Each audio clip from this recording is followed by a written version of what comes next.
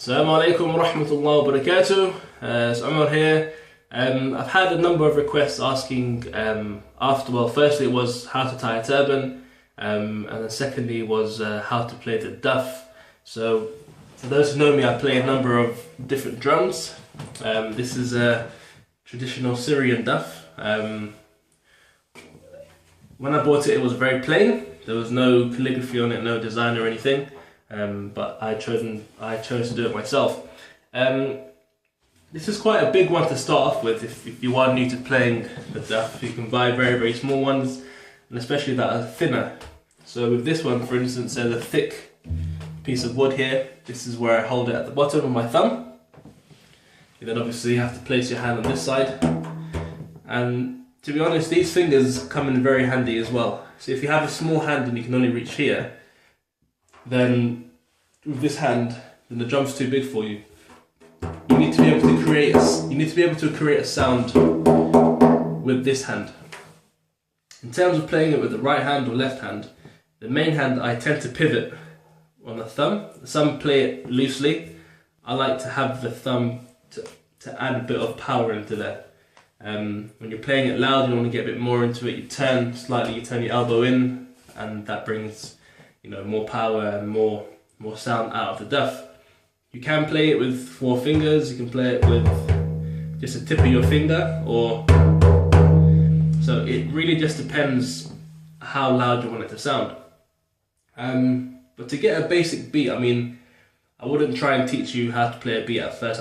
I'll say try and figure out the best place to play on your particular drum. Every drum that you have will feel different to you, and you'll know it inside out. So I know on my drum that this area here makes the best sound.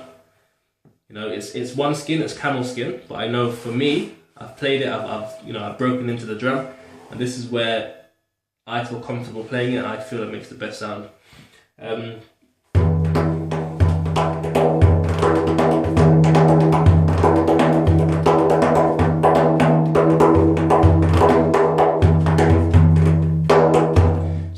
At first, I'll just say get comfortable with the drum.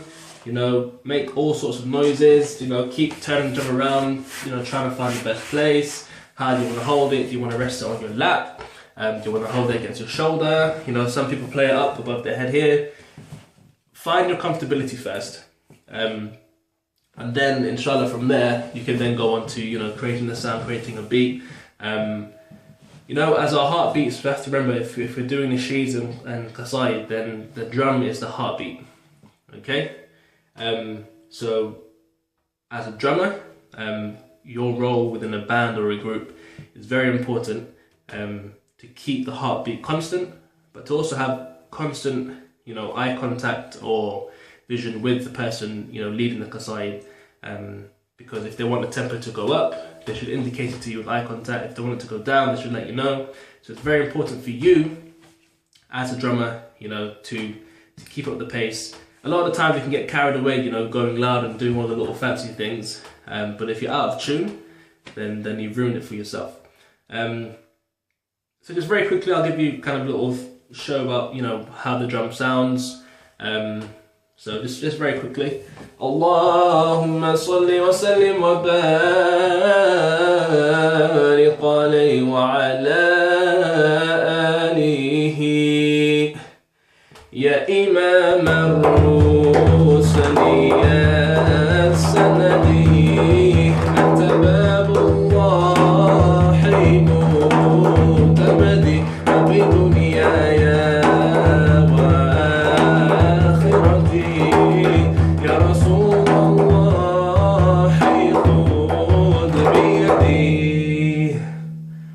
Okay, so alhamdulillah, I don't think there's any qasaid or nasheed out there that cannot be drummed to.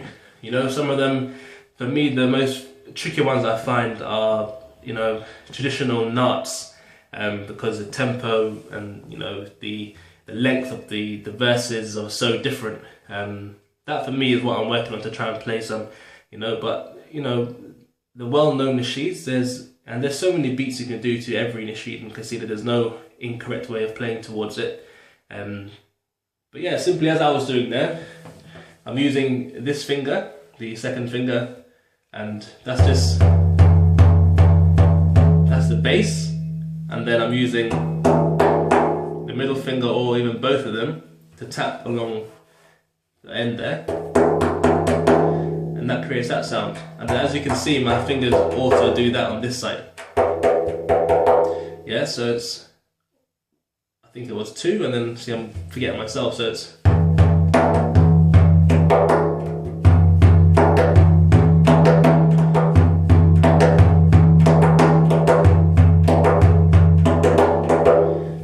boom boom, so it's 2 bass, 1 2, boom boom again, and then 1 2 3 4 5, I think.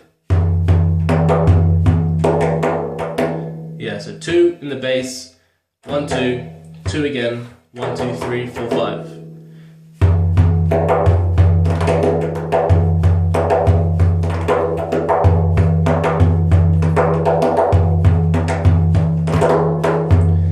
As you start getting comfortable, like I said, you can start going all fancy. You can, you can start clicking. There's so many things you can do with the Duff and different drums. So before even we get there, find the Duff that you want to play, find the drum you want to play, get comfortable, get practicing. Some of you might be wondering what's written on here actually. This particular calligraphy piece here, it says al-wiqayatun khayrun min al-ilaj. Prevention is better than cure. And then this here, there's a funny story behind this. My drum got stolen at one point. I was doing an event and it went missing, and I panicked because I've had many drums in the past and this is the best drum I've ever had in my life, and I was very upset. So when I found it, I thought, you know what, I did find it and I found out who took it. Maybe it's a simple mistake, maybe they thought it was theirs, I don't know. So I thought, you know what, I'm going to write my name. So this is my name, Omar Sharif. So unless you're another Omar Sharif, then, here you go. But for those who can read Arabic and calligraphy, they know if your name's not Omar, the drum is not yours. So that's the end of this tutorial. I hope it was helpful, and inshallah I'll do some more in regards to playing some more qasidas for you, singing as well as some basic tunes on there. Okay, Assalamu alaikum wa rahmatullahi wa barakatuh.